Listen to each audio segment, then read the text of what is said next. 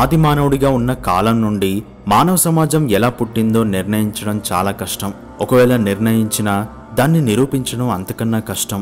ఎందుకంటే దాన్ని నిరూపించాలని చేసే ప్రతి ప్రయత్నంలో కొత్త విషయాలు బయటపడుతూ ఉంటాయి.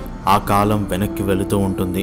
అంటే 50,000 సంవత్సరాల క్రితం మానవ సమాజం పుట్టింది అని నిరూపిస్తే ఆలోపు ఇంకొక ఆనవాళ్లు బయటపడి 75,000 సంవత్సరాల క్రితం మొదలైంది అనే అనుమానం పుడుతుంది. కానీ పాత రాతియుగంలో పనిముట్లు, నిప్పు కనుగొనబడ్డాయి అనేది సత్యం. యూరోప్లోని హంగరీలో 3 నుండి 5 లక్షల సంవత్సరాల క్రితం నాడు నివసించిన మనిషికి నిప్పు తెలుసు. నిప్పు వల్ల కర్బనం ఏర్పడతాయి. బొగ్గులోని కార్బన్ 14% బట్టి అది ఎన్నేళ్ల నాటిదో చెప్పొచ్చు. మధ్య ఆఫ్రికాలో 10 లక్షల సంవత్సరాల నాటి నిక్షేపాలను కూడా పరిశీలించడం జరిగింది. అప్పట్లో అగ్గి ఉండేదని చెప్పడానికి సాక్ష్యాధారాలు లేకపోయినా చెకుముకి రాతి సాధనాలు ఉండేవని నిర్ణయించగలిగారు. చెకుముకి రాయికి మంటను రాజేసే గుణం ఉండడం వల్ల దీన్ని సోషల్ ఫాజిల్ అని కూడా అనొచ్చు. ఎందుకంటే ఇదే రాయి మనిషి నిప్పును రాజేయడానికి కారకమైంది. నార్త్ చైనాలో పేకింగ్ అనే ప్రదేశం ఉంది. అక్కడి నుండి దక్షిణాఫ్రికా వరకు యూరోప్లోని అనేక స్థలాలలో ఒకే రకమైన చెకుముకి రాయి సాధనాలు కనిపించాయి. వాటిని కొన్ని పద్ధతుల్లో తయారు చేశారు. తయారు చేసిన పద్ధతిని బట్టి, వాటి ఆకారాలను బట్టి పురాతత్వ శాస్త్రజ్ఞులు, మానవ శాస్త్రజ్ఞులు ఆ రాతి సాధనం కాలాన్ని అంచనా వేయగలరు. ఒకే రాతిని పొరలు పొరలుగా తీసి కొన్ని సాధనాలను తయారు చేయడం అప్పట్లో జరిగేది. దీన్ని సోషల్ ఫాజిల్ అని చెప్పడానికి ఇంకొక కారణం, మృగాల మధ్యలో చిమ్మ చీకటిలో మనిషి బ్రతకడానికి కావలసిన ధైర్యాన్ని ఇచ్చాయి కాబట్టి. అయితే రాతిని గట్టిగా పగలగొట్టి ఆ ముక్కల నుండి చెకుముకి రాళ్లు తయారు చేస్తూ ఉండేవాళ్ళు. మొదటి దశలో తయారు చేసిన ఈ చెకుముకి రాళ్లు చాలా పటిష్టంగా ఉండేవి. వాటిని తయారు చేసే నైపుణ్యం రాను రాను అభివృద్ధి చెందుతూ వచ్చింది. కాలక్రమేణా వాటి ఉపయోగాలు మారే కొద్దీ పదార్థం కూడా మారసాగింది. రాళ్లు ఎప్పటికీ నాశనం కావు. అందుకే అవి ఇప్పటికీ తవ్వకాల్లో బయటపడుతూ ఉంటాయి. అందుకే వాటి గురించి ఈరోజు మనకు తెలిసింది. కానీ ఇతర సంస్కృతుల గురించి తెలుసుకున్న తర్వాత చెక్కతో చేసిన కొయ్య సాధనాలు కూడా అప్పట్లో తయారవుతూ ఉండేవని చెప్పొచ్చు. ఈ కొయ్య సాధనాలు కొంతకాలానికి అదృశ్యమై ఉంటాయి. ఆది మానవుడిగా నివసిస్తున్న కాలంలో ఒక కుటుంబానికి కావలసిన ఆహారాన్ని వేటాడి సంపాదించుకోవడానికి 10 మైళ్ళ వ్యాసార్థం గల ప్రదేశం అవసరమయ్యేది. అంటే 10 మంది సభ్యులున్న కుటుంబానికి అంత విస్తీర్ణం గల స్థలం కావాల్సొచ్చేది. అక్కడ వాళ్లకు ఆహారం దొరక్కపోతే వాళ్ళు ముందుకు సాగిపోయేవాళ్ళు. కాబట్టి జనాభా చాలా పలుచగా ఉండేది. పాత రాతియుగంలో ప్రజలు పూర్తిగా ప్రకృతిపై ఆధారపడేవాళ్ళు.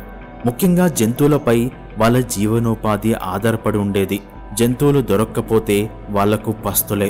ఒక్కొక్కసారి వాళ్ళ అదృష్టం బాగుండేది. ఉత్తర హంగరీలోని ఏనుగులు ఎండాకాలంలో పోలాండ్లోని పచ్చిక బయళ్లకు వెళ్లి చలికాలం వేళకు తిరిగొస్తుండేవి. రాకపోకలు కేవలం 3 లోయల గుండా జరుగుతూ ఉండేవి. ఆ కనుమల దగ్గర కాచుకొని ఉండి కావలసినన్ని ఏనుగులను చంపేవాళ్ళు. తినడానికి మాంసం ఎక్కువగా ఉన్నందువల్ల దాని ఎముకలోని గుజ్జును మాత్రం వాళ్ళు తినాలి అనుకోలేదు. అయితే వాళ్లకున్న ప్రధాన సమస్యల్లో రసాయనిక సంబంధమైన సమస్య ఉండేది. అంటే ఆహారాన్ని నిల్వ ఉంచడం. కేవలం జంతువులపైనే గాని మొక్కలపై చాలా తక్కువగా ఆధారపడే రోజుల్లో ఆహారాన్ని నిల్వ ఉంచే పద్ధతుల్లో వాళ్ళు కొత్తగా ఏం కనుక్కోలేదు. కొన్ని పద్ధతులను మాత్రమే వాళ్ళు తయారు చేసుకున్నారు. అంటే మాంసాన్ని ఎండకు ఆరబెట్టి ఎక్కువ కాలం తినగలిగేలా చేసుకున్నారు. వాళ్ళు జంతువులను వేటాడడానికి ఉపయోగించే రాళ్ల నుండి ఆయుధాల తయారీలో కొత్త పద్ధతులు ఏర్పడ్డాయి. ముఖ్యంగా ఆయుధాలను చేతితో పట్టుకునేవాళ్ళు. ఆ తర్వాత ఆయుధం చేతి నుండి జారిపోకుండా ఉండడానికి మణికట్టు చుట్టూ తోలు ముక్కలను ఉపయోగించారు. కొన్నాళ్లకు కర్రలతో పిడిని తయారు చేసుకున్నారు. ఆ ప్రయత్నాల నుండే 2 పనిముట్లు ఉద్భవించాయి. అందులో ఒకటి గొడ్డలి అయితే ఇంకొకటి బల్లెం. వాటిని చేత్తో పట్టుకోవడానికి, కదిలించడానికి వీలుగా మొదట్లో తయారు చేసిన రాను రాను అవి విసిరే సాధనాలుగా పరిణమించాయి. విసరడం అనే ప్రక్రియ మానవుడి కంటే ముందే ఏర్పడింది అని చెప్పొచ్చు. ఇంచుమించు ఖచ్చితంగా వస్తువులను విసరగలిగే గొరిల్లాలు, కోతులు అప్పటికే ఉండేవి. అయితే విసరడానికి జ్ఞానం కంటే ముందుగా నైపుణ్యం కావాలి. దాన్నే మనిషి సంపాదించుకున్నాడు. బల్యాన్ని విసురుతూ వేటాడడం మొదలుపెట్టాడు. అంటే యాంత్రికంగా వస్తువులను ముందుకు తోయడంలో ఇది మొదటి దశగా చెప్పుకోవచ్చు. ఆ తర్వాత బాణాలు వేయడం అవన్నీ వచ్చాయి. అయితే అంతకన్నా ముందు మానవుడు బోలస్ అనే సాధనాన్ని ఉపయోగించాడు. ఒక ముడి నుండి 4 తాళ్లను కట్టి వాటికి 4 రాళ్లను బిగించి ఒక చేతితో పట్టుకొని విసిరితే జంతువుల కాళ్లకు చిక్కుకొని అవి కింద పడతాయి. అలా జంతువులను చంపడానికి ఆ రోజుల్లో మనిషి చేసిన గొప్ప ఆలోచనగా చెప్పుకోవచ్చు. కానీ ఈ పద్ధతి కేవలం అడవులు లేని మైదానం లాంటి ప్రాంతాల్లోనే ఉపయోగపడేది. ఇలాంటి యాంత్రిక సాధనాల మూలంగానే స్ప్రింగ్, విల్లు లాంటివి ఉద్భవించాయి. శక్తిని స్టోర్ చేసి ఒకేసారి విడుదల చేయడం అనే సూత్రం ఆధారంగానే ఇవి పనిచేస్తాయి. ఇంకొక ఆసక్తికరమైన విషయం ఏంటంటే విల్లు చేసే శబ్దం ఆధారంగానే ఈరోజు స్ట్రింగ్ ఇన్స్ట్రుమెంట్స్ అంటే వీణ, గిటారు లాంటి సంగీత వాయిద్యాలు పుట్టుకొచ్చాయి. అంటే ఒక వస్తువును మొదట మామూలుగా వాడడం నేర్చుకొని ఆ తర్వాత ఆ వస్తువు ఇంకా ఏం చేయగలదో తెలుసుకోవడం వల్లనే ఇలాంటి కొత్త సాధనాలు తయారయ్యాయి. ఇక అగ్ని విషయానికి వస్తే అగ్నిని మానవుడు సృష్టించలేదు, కనుక్కోలేదు, దాన్ని వాడడం నేర్చుకున్నాడు. అగ్నిని స్వర్గం నుండి మానవుడు ఎత్తుకొచ్చాడని పాత కథలు చెబుతాయి. అయితే మంటను మచ్చిక చేసుకొని దానిని కాపాడుకోవడం చాలా ముఖ్యంగా ఉండేది. ఎందుకంటే 1791లో బర్మింగ్హామ్ నగరంలో డాక్టర్ ప్రీస్లీ అనే ఒక శాస్త్రజ్ఞుడు ఉండేవాడు. ఆయన చేసిన పరిశోధనలతో ప్రజలకు తెలియని ఎన్నో విషయాలు బయటపెట్టి మూఢనమ్మకాలను తొలగించేవాడు. దాంతో రాజుతో పాటు చర్చి పెద్దలు కలిసి ఆయన ఇంటిని కాల్చమని కొంతమంది వ్యక్తులను పంపిస్తారు. కానీ తీరా అక్కడికి వెళ్ళాక నిప్పు అంటించడానికి నిప్పును పుట్టించే సాధనం వాళ్ళ దగ్గర లేదు. అదే సమయంలో ఆ శాస్త్రవేత్త నెమ్మదిగా అక్కడి నుండి తప్పించుకున్నాడు. నిజానికి మంటను పుట్టించడానికి ఎన్నో పద్ధతులుండేవి. రుద్దడం, రంపం కోతలా కోయడం, ఒకే చోట కొట్టడం, ఇవన్నీ చేసి మంటను పుట్టించేవారు. అంటే యాంత్రిక శక్తిని ఉష్ణంగా మార్చే పద్ధతులను కనుక్కున్నారు. రసాయనిక శాస్త్రం, ఖనిజ శాస్త్రం ఈ దశలోనే ప్రారంభమయ్యాయని చెప్పొచ్చు. చకుముకి రాయితో అగ్ని సాధనాలను తయారు చేసుకున్నారు. మంటను ఇంకా తొందరగా పుట్టించాలి అంటే మెటల్స్ కావాలి. లోహాలను కనుక్కోవడానికి ముందు అగ్నిశిలను కనుక్కున్నారు. దీన్ని పైరైట్ అని పిలుస్తారు. చికుముకి రాయితో కొడితే వెంటనే మంట పుడుతుంది. ఈరోజు మనం అనుభవిస్తున్న రసాయన శాస్త్రం అగ్గితోనే ప్రారంభమై అభివృద్ధి చెందింది. 18వ శతాబ్దంలో పైరటోలాజికా అనే గ్రంథంలో రసాయనిక శాస్త్రాన్ని అగ్నికి, చెకుముకి రాయికి పుట్టిన శాస్త్రంగా చెప్తారు. వైజ్ఞానిక దృష్టితో చూస్తే అగ్నిని ఉపయోగించి తయారు చేసే వాటిలో లోహం మొదటిది అని చెప్పొచ్చు. ఈ దశకు ముందుండే పాత రాతి యుగంలోని సాధనాలను చూసినప్పుడు అవి నిత్య జీవితంలో అవసరాలను తీర్చేవి. అప్పట్లో వాళ్ళకి దొరికిన వాటితో పనిముట్లు తయారు చేసుకొని తమ అవసరాలకు ఉపయోగించుకున్నారు. వాళ్ళు సూర్యుడు, నక్షత్రాల గురించి పట్టించుకోకుండా వేటకు కావలసిన పరికరాలను తయారు చేసుకోవడంలోనే నిమగ్నమయ్యారు. ఆ తర్వాత చెట్టు కొమ్మలతో గుడిసెలు వేసుకోవడం మొదలుపెట్టారు. అయితే ఆ చెట్టు కొమ్మలు నీటిలో తేలడం చూసి చెట్టు దూలాలను తొలచి పడవలను తయారు చేసుకున్నారు. 10,000 సంవత్సరాల క్రితం అంటే 8000 BCEలో ఉపయోగించిన మొదటి పడవని ఇక్కడ చూడొచ్చు. అయితే అంతకన్నా ముందే వాళ్ళకి పడవల గురించి తెలుసు. దానికి వస్తు రూపం, ఆధారం లేదు. కానీ 10,000 BCEలో అంటే 12,000 సంవత్సరాల క్రితం కొండల మీద చెక్కిన రూపంతో వాళ్ళకి పడవ గురించి తెలుసు అని అర్థమవుతుంది. అయితే ఆశ్చర్యకరమైన విషయం ఏంటంటే మొదటిసారి పడవలలో సముద్ర ప్రయాణం జరిగింది దాదాపు 8,02,000 సంవత్సరాల క్రితం. అది కూడా ఇండోనేషియా దీవులకు ఈ ప్రయాణం జరిగింది. కానీ ఆ ప్రయాణం చేసింది మన జాతి మనుషులు కాదు. హోమో ఎరెక్టస్ జాతి 8,02,000 సంవత్సరాల క్రితం ఇలాంటి తెప్పల మీద ప్రయాణం చేశారు. పరిణామ క్రమంలో మొదటిసారి మానవ ఆకృతిని సంతరించుకున్న జాతి ఈ హోమో ఎరెక్టస్ జాతి. మొదటిసారి ఆఫ్రికాను దాటి ప్రయాణం చేసింది కూడా ఈ హోమో ఎరెక్టస్ జాతి వాళ్లే. అయితే పడవలను సముద్రంలో చేపలు పట్టడానికి ఉపయోగించేవారు. కానీ యూరప్లో 11,500 సంవత్సరాల క్రితం నదిలో ఏరు దాటే జింక జాతి జంతువులను వేటాడడానికి కూడా ఉపయోగించారు. యూరోప్లో ఉపయోగించిన మొదటి పడవల ఆధారం ఇదే. అలలకు, గాలులకు సంబంధించిన ప్రకృతి శక్తులను తట్టుకోవడానికి మనిషి చేసిన మొదటి సాధనం ఇదే. తెడ్డు పలకల సహాయంతో నీటిని వెనక్కి తోస్తే పడవ ముందుకు కదులుతుంది అని గమనించి పడవలను తయారు చేసి మొదటి యాంత్రిక శాస్త్రానికి బీజం వేశారు. అయితే ఆ రోజుల్లో ఈ భూమండలం మొత్తం ఒక ఇల్లుగా ఊహించుకునేవారు. అతి ప్రాచీన కాలంలో ప్రపంచాన్ని 4 గోడలు, పైకప్పు, సూర్యచంద్రులు 2 పెద్ద కదిలే దీపాలుగా, నక్షత్రాలను అనేక చిన్న చిన్న దీపాలు ఉన్న ఇల్లుతో పోల్చేవారు. ఇదంతా వినడానికి బాగుండేది. కానీ ఆ 2 పెద్ద దీపాలు ఎప్పుడు వెలుగుతాయి, ఎప్పుడు ఆరిపోతాయి, వర్షం ఎప్పుడు పడుతుంది, నదిలో ఎప్పుడు వరదలొస్తాయి, వీటిని నిరంతరం ఎన్నో ఏళ్లు గమనిస్తే అప్పుడు తెలిసింది ఇవన్నీ ఒక నియమాన్ని అనుసరిస్తూ వెళ్తున్నాయి అని. కానీ రోజులు ఎలా గడుస్తున్నాయి, వేటాడి భోజనం చేసి ఎన్ని రోజులు గడిచిపోయాయి, ఇంకొక వేట ఎప్పుడు దొరుకుతుంది, ఇలాంటి ఆలోచనలు మొదలైనప్పుడే ఆ ఆలోచనకు రూపం కూడా ఇవ్వడం మొదలుపెట్టారు. అంటే లెక్కించడం కూడా నేర్చుకున్నారు. మధ్య ఆఫ్రికా ఖండంలో కాంగో అనే దేశంలో తవ్వకాలు జరిపినప్పుడు ఒక ఎముక బయటపడింది. ఆ ఎముక మీద ఆదిమానవుడు గీతలు గీసి లెక్కబెట్టినట్టు స్పష్టంగా కనిపిస్తోంది. అయితే ఈ ఎముక 20,000 సంవత్సరాల క్రితం నాటిదని కొందరంటే, ఇంకొందరు ఇది 44,000 ఏళ్ల క్రితం నాటిదని ఊహిస్తున్నారు. అయితే ఈ ఎముక మీద ఉన్న గీతలను బట్టి వాటిని కూడితే 48, 60, 60 ఈ మొత్తం వస్తుంది.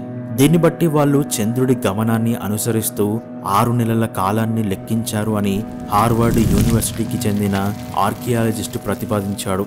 లెక్కబెట్టడం వల్లనే ఆకాశంలో జరిగే ఎన్నో సంఘటనలను అర్థం చేసుకోవచ్చు. చంద్రుణ్ణి 4 రోజుల పాటు పరిశీలిస్తే సూర్యుడు అస్తమించాక, రాత్రి మొదలయ్యాక, సన్నని రేఖగా ఉన్నప్పటి నుండి 9 రోజుల పాటు క్రమంగా పెద్దది కావడం, మరో 9 రోజులు ఇంచుమించు సంపూర్ణంగా ఉండడం, ఆ తర్వాత 9 రోజుల్లో రాను రాను తగ్గిపోవడం, 1-2 రాత్రులు చంద్రుడు పూర్తిగా మాయమైపోవడం జరుగుతున్నట్టు తెలుస్తుంది. ఆకాశంలో నక్షత్రాలు కూడా కదులుతాయని, కానీ అవి ఒక ఖచ్చితమైన క్రమ పద్ధతిలో కదలవు అని తెలుసుకున్నారు. రాత్రిపూట చంద్రుణ్ణి పరిశీలించే క్రమంలోనే క్యాలెండర్లో నెలకుండే 30 రోజుల కాల పరిమితి పుట్టుకొచ్చింది. అయితే ఆది మానవుడు ఇవన్నీ ఆలోచించలేదు. కేవలం తనకు కావలసిన మరుసటి ఆహారం గురించి మాత్రమే ఆలోచిస్తాడు. అయితే కాలాన్ని లెక్కించడం అనేది వ్యవసాయం ఏర్పడినప్పటి నుండి మొదలైంది. అయితే చరిత్రలో ఇప్పటికీ కాలాన్ని లెక్కించే విద్యకు, ఖగోళ శాస్త్రాన్ని అధ్యయనం చేసే పనికి గొప్ప పేరుంది. దాన్ని ఉన్నత విద్యగా చెప్తారు. ఈజిప్టులో ఆ కాలంలోనే ఉత్తర దక్షిణ దిశలను చూపించేలా ఖచ్చితమైన పిరమిడ్లను నిర్మించారు. దానికోసం వాళ్ళు ఎలాంటి గణితాన్ని ఉపయోగించారో ఇప్పటికీ మిస్టరీగానే మిగిలిపోయింది. కానీ ఆ పిరమిడ్ల మధ్యలో నుండి నక్షత్రాలను చూస్తూ, అప్పట్లో ధృవతారగా పిలుచుకున్న నక్షత్రాన్ని ఈజిప్టు పురోహితులు చూసేవాళ్ళు. ఈజిప్టు ప్రభు అయిన ఫెరో సూర్యదేవుడి అవతారమే అని అనుకోవడం లాంటి మతపరమైన మూఢనమ్మకాల్లో కూడా గణితాన్ని, ఖగోళ శాస్త్రాన్ని ఉపయోగించేవాళ్ళు. అయితే మనిషికి పంటలు పండించి వాటితో ఆకలిని తీర్చుకోవచ్చు అనే ఆలోచన ఎప్పుడొచ్చిందో తెలుసా? 12,000 సంవత్సరాల క్రితం వరకు మనిషి వేటాడే ఆది మానవుడిగానే ఉండేవాడు. ఎందుకంటే అప్పటి వరకు భూమి మీద మంచు యుగం ఉండేది. ఎక్కడ చూసినా మంచు తప్ప ఇంకేం కనపడేది కాదు. భూమి ఉష్ణోగ్రత ఈ రోజు కంటే 5 నుండి 10 డిగ్రీలు తక్కువగా ఉండేది. ఉత్తర అమెరికా, యూరప్, ఆసియా లాంటి ప్రాంతాల్లో భారీ మంచు పొరలు ఏర్పడ్డాయి. లారెంటైడ్ మంచు పొర అనేది నార్త్ అమెరికాను, ఫెన్నోస్కాండియన్ మంచు పొర యూరోప్ను పూర్తిగా కప్పేశాయి. అంటే మంచు యుగం ఎలా ఉండేదో ఒక్కసారి ఊహించుకోండి. సముద్ర మట్టం ప్రస్తుతం కంటే 120 మీటర్లు తక్కువగా ఉండేది. ఎందుకంటే నీరు మంచు రూపంలో ఖండాలపై నిలిచిపోయింది కాబట్టి. కానీ ఇదే మంచు యుగంలో హోమోసేఫియన్స్ అంటే ఆధునిక మానవులు అభివృద్ధి చెందారు. ఆ మంచు యుగంలో బ్రతకాలి అంటే వేటాడడం తప్ప వాళ్ళకి ఇంకొక మార్గం లేదు. అందుకే మ్యామోత్ అనే మంచు యుగం నాటి ఏనుగులను వేటాడి చంపి తినేవారు. పూర్వకాలంలో అమెరికాలో నివసించిన క్లోవిస్ అనే జాతికి చెందిన మనుషులు బ్రతకడానికి మ్యామోత్లను వేటాడి తినేవారు అని శాస్త్రవేత్తలు కనుక్కున్నారు. కానీ శాస్త్రవేత్తలు ఎలా కనుక్కోగలిగారు అనేది ఇక్కడ ఆశ్చర్యాన్ని కలిగిస్తుంది. 13,000 సంవత్సరాల క్రితం నివసించిన 18 నెలల బాలుడి అస్థిపంజరం అమెరికాలోని మోంటానా అనే ప్రాంతంలో లభించాయి. దీని ద్వారా ఆ కాలంలో మ్యామోత్ ఏనుగుల మాంసాన్ని వాళ్ళు తినేవారు అని కనిపెట్టారు. అయితే ఆ శిశువు చనిపోయిన నాటికి 18 నెలలు మాత్రమే ఉన్నాయి. కానీ 18 నెలల బాలుడు ఏనుగుల మాంసం ఎలా తిన్నాడు? ఆ కాలంలో చిన్నపిల్లలకు కూడా మాంసం తినిపించేవారేమో అనిపిస్తుంది. కానీ సైంటిస్టులు చేసిన పరిశోధనలో తెలిసిందేంటంటే ఆ మ్యామోత్ల మాంసం ఆ బాలుడు తిన్నది కాదు. తన తల్లి ఆ మాంసాన్ని ప్రతిరోజు తిని జీవించేది. ఆ విషయం సైంటిస్టులు ఎలా కనుక్కున్నారంటే అమెరికాలో దొరికిన ఆ శిశువు యొక్క ఎముకలతో ఐసోటోప్ అనాలిసిస్ అనే ఒక పరీక్ష చేశారు. ఈ పరీక్ష సాధారణంగా ఎముక మీద, దంతాల మీద చేస్తారు. దీని ద్వారా పూర్వకాలంలోని జంతువులు కానీ మనుషులు కానీ ఎలాంటి ఆహారం తిని జీవించేవారో తెలుస్తుంది. ఆ బాలుడి ఎముకల మీద ఈ పరీక్ష చేసినప్పుడు ఆ ఎముకలలో తన తల్లి పాల వల్ల వచ్చిన ఐసోటోప్స్ ని గుర్తించారు. అంటే అప్పటికి ఆ బాలుడు తన తల్లి దగ్గర పాలు తాగుతూనే ఉన్నాడు. దానివల్ల ఆ బాలుడి తల్లితో పాటు అప్పుడు నివసించిన మనుషులందరూ పూర్తిగా మ్యామోత్లని వేటాడి తినేవారు అని శాస్త్రవేత్తలు కనుక్కున్నారు. ఒక మ్యామోత్ దాదాపు 7,300 కిలోల బరువు ఉంటుంది. కాబట్టి ఒక్క మ్యామోత్ని చంపినా సరే వాటి మాంసం కొన్ని నెలల పాటు, సంవత్సరాల పాటు తినేవారు. అలా వారి ఆహారంలో పూర్తిగా మ్యామోత్ల మాంసమే ఉన్నట్టు తెలుస్తోంది. ఈ మ్యామోత్లు ఇప్పుడు అంతరించిపోయాయి అని మనకు తెలుసు. దానికి కారణం 13,000 సంవత్సరాల క్రితం వాటిని వేటాడి చంపి తినేవారు కాబట్టి అవి చరిత్రలో నుండి కనుమరుగయ్యాయి. ఇవి దాదాపు 26 లక్షల సంవత్సరాల క్రితం నుండి జీవిస్తున్నట్టు ఆధారాలున్నాయి. ఇవి ఎక్కువగా యూరప్లో, ఉత్తర ఆసియాలో, ఉత్తర అమెరికాలో నివసించేవి. వాటి శిలాజాలు దొరికిన ప్రాంతాలను బట్టి ఒకప్పటి మంచు యుగంలో ఇవి ఎక్కువగా జీవించాయి. వీటికి దట్టమైన పొడవైన వెంట్రుకల వల్లనే మంచు యుగంలో మనుగడ సాగించగలిగాయి. క్లోవిస్ జాతికి చెందిన మనుషులు 13,000 నుండి 12,700 సంవత్సరాల క్రితం ఉత్తర అమెరికాలో జీవించేవారు. మొదట్లో వీళ్లనే మొట్టమొదటి పురాతన అమెరికన్లుగా భావించేవారు. కానీ వీళ్లకంటే పూర్వం 23,000 ఏళ్ల క్రితం మొట్టమొదటి అమెరికన్లు మంచు యుగంలోనే ఈనాటి సైబీరియా నుండి అమెరికాకు ఈ జాతి ప్రజలు వలస వెళ్లారు. వాళ్లే మ్యామోత్లను వేటాడి చంపి తిన్నారు. అయితే మ్యామోత్లను తినడం వల్లనే ఆ కాలంలోని మొదటి మానవులకు ప్రోటీన్లు, కొవ్వు పదార్థాలు లభించాయని, మనుషులు ఇంకా పుష్టిగా తెలివిగా మారడానికి అవి కూడా ఒక కారణంగా చెప్తున్నారు. మ్యామోత్లను వేటాడుతూ క్లోవిస్ జాతి ప్రజలు ఉత్తర అమెరికా నుండి దక్షిణ అమెరికా వరకు వలస వెళ్లారు. నిజానికి ఆ కాలంలో వలస వెళ్లడానికి వాళ్ళ దగ్గర ఎక్కువ మొత్తంలో మాంసం ఉండాలి. అప్పుడే ఖండాలు దాటి వెళ్లడానికి సాధ్యపడుతుంది. వాళ్ళు చిన్న జంతువుల మీద ఆధారపడి వెళ్లలేరు. పెద్ద జంతువుల మాంసంతోనే కొన్ని సంవత్సరాల పాటు వలస కొనసాగుతుంది. అయితే ఈ క్లోవిస్ జాతి మనుషులు కేవలం మ్యామోత్లనే కాదు, బైసన్ లాంటి జంతువులను కూడా తిన్నారని తెలిసింది. వారి ఆహారంలో మ్యామోత్లో 40% ఉంటే మిగతా 60% చిన్న చిన్న జంతువుల మాంసం ఉండేవి అని కనుక్కున్నారు. చంపిన ఆ మ్యామోత్ల ఎముకలు, చర్మంతోనే ఇలాంటి గుడిసెలు నిర్మించుకునేవారు. దానికి సంబంధించిన ఆధారాలు యుక్రెయిన్లో లభించాయి. మ్యామోత్ దంతాలతో ఇలాంటి గుర్రపు బొమ్మలు, సింహపు బొమ్మలు, కొన్ని ఆభరణాలు తయారు చేసుకున్నారు. ఇవన్నీ జర్మనీలో, ఫ్రాన్స్లో, అలాగే ప్రాగ్లో చేసిన తవ్వకాల్లో బయటపడ్డాయి.